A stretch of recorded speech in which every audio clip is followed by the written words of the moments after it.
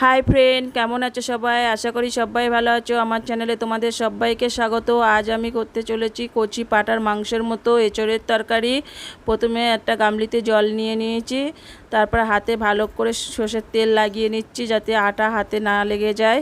এবার বটির গায়ে আমি ভালো করে তেলটা লাগিয়ে নিয়েছি। এবারে এঁচোড়টা আমি কেটে নিচ্ছি। দেখো, এঁচোড়টা প্রথম মাছ বরাবর আমি এটা চেলা করে নিয়েছি, তারপরে এটা ছোট ছোট করে কেটে তারপরে খোলাটা মোটা করে ছাড়িয়ে ফেলে দিয়ে তারপরে ডুমো ডুমো করে কেটে নিয়েছি। এবার দেখো বন্ধুরা, কাটা হয়ে গেছে এঁচোড়টা আমার। এবারে প্রথমে কড়াই বসিয়ে দিয়েছি, তাতে জল দিয়েছি, দিয়ে পরিমাণ মতো লবণ দিয়ে দিচ্ছি, দিয়ে এঁচোড় আর এঁচোড় দিয়ে তারপরে হলুদ দিলাম, দিয়ে এবারে এটা সিদ্ধ হতে দেবো। এবার একটা ঢাকনা দিয়ে চাপা দিয়ে রেখে দেবো 5 মিনিটের জন্য। 5 মিনিট পরে ফিরে আসলাম। এবার একটু নাড়াচাড়া করে দেখব যে এঁচোড়টা গলেছে কি না। দেখো বন্ধুরা, এঁচোড় এবারে দেখছি গলে গেছে।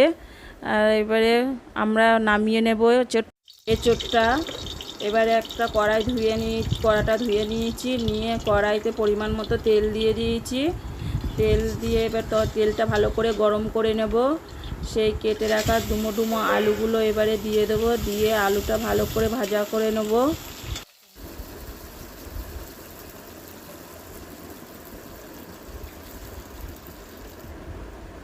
এবারে হলুদ গুঁড়ো আর লঙ্কার গুঁড়ো দিয়ে দেবো, দিয়ে একটু নাড়াচাড়া করে নেব। নাড়াচাড়া করে নিয়ে এবারে দেখো বন্ধুরা, আলুটা তো প্রায় ভাজা হয়ে গেছে। এবার আমি নামিয়ে নেব আলুগুলো। এবার নামিয়ে নিচ্ছি। এবার কড়াই যে তেল আছে ওই তেলেতে আবার এঁচোড়গুলো একটু ভাজা ভাজা করে নেব। এঁচোড়গুলো একটু নাড়াচাড়া করে নিচ্ছি।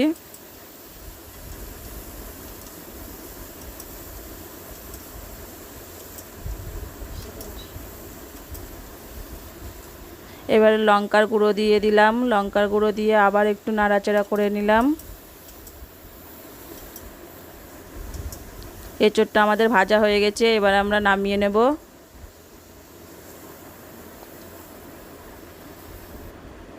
এবার কড়াটা ধুয়ে নিয়েছি, ধুয়ে পরিমাণ মতো আবার তেল দিয়ে দিলাম, 3টে তেজপাতা দিয়ে দিয়েছি, দিয়ে ফোড়নে এবারে গোটা জিরে দিয়ে দিলাম, দিয়ে একটু নাড়াচাড়া করে নিচ্ছি। নিয়ে পেঁয়াজ কুচিগুলো দিয়ে দিলাম, দিয়ে এবারে ভালো করে নাড়াচাড়া করে নেব।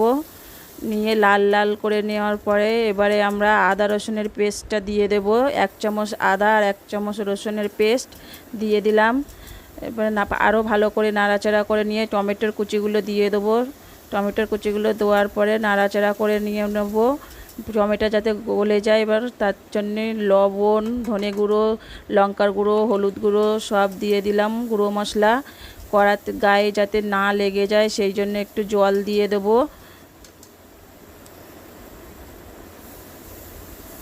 তারপর মশলাটা ভালো করে কষিয়ে নেব। মশলাটা দেখো ভালো করে কষিয়ে নিচ্ছি। এবারে মশলা কষানো হয়ে গেছে, এবারে ধনেপাতাগুলো দিয়ে দেবো। ধনেপাতা দিয়ে আর একটু ভালো করে নাড়াচাড়া করে নেব। নাড়াচাড়া করে নিয়ে যতক্ষণ না মশলা থেকে তেল ছাড়ছে ততক্ষণ নাড়াচাড়া করতে থাকবো। এবার দেখো বন্ধুরা, আমার মশলা তো কষানো হয়ে গেছে। এবার আমরা সেই ভেজে রাখা আলু আর এঁচোড়গুলো দিয়ে দেবো, দিয়ে মশলার সঙ্গে ভালো করে কষে নেব। এবারে এটা 5 মিনিট ধরে আমি কষে নিয়েছি।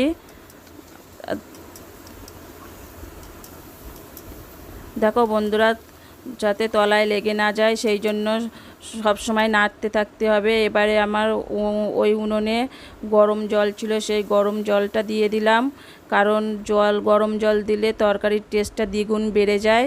এবারে আমি নাড়াচাড়া করে দেখছি জলের পরিমাণ একটু কম হয়ে গেছে, তাই সেই জন্য আমি আর একটু পরিমাণে জল দিয়ে দেব। জলটা দেওয়া হয়ে গেছে, এবারে আমি একটা ঢাকনা দিয়ে ঢেকে রেখে দেবো 5 মিনিটের জন্য। 5 মিনিট পরে ফিরে এসেছি। এবারে একটু নাড়িয়ে চাড়িয়ে নেব, নিয়ে দেখব আলু গলেছে কি না। এবার দেখছি আলু গলে গেছে। তরকারিটা প্রায় রেডি হয়ে গেছে। এবার আমি জিরে মরিচের গুঁড়োটা দিয়ে দেবো, দিয়ে ভালো করে নাড়াচাড়া করে নেব, নিয়ে আর 5 মিনিট ফোটাতে থাকবো। জিরে মরিচের গুঁড়ো কষার সময় দেইনি, কারণ তরকারি নামানোর আগে 5 মিনিট আগে দিলে তরকারির টেস্টটা দ্বিগুণ হয়ে যায়। আর এই যে গরম মশলার গুঁড়ো দিয়ে দিচ্ছি, দিয়ে 1 মিনিট ফোটাতে থাকবো। ফুটিয়ে নেওয়ার পরে এবার আমরা এটা নামিয়ে নেব। যদি এই ভিডিওটি ভালো লাগে তাহলে অবশ্যই লাইক, কমেন্ট, শেয়ার এবং সাবস্ক্রাইব করবেন আর পাশে থাকবেন। ততক্ষণে দেখা হচ্ছে পরের ভিডিওয়। 5 মিনিট পরে আমি এটা সার্ভ করে দেখাচ্ছি তোমাদের।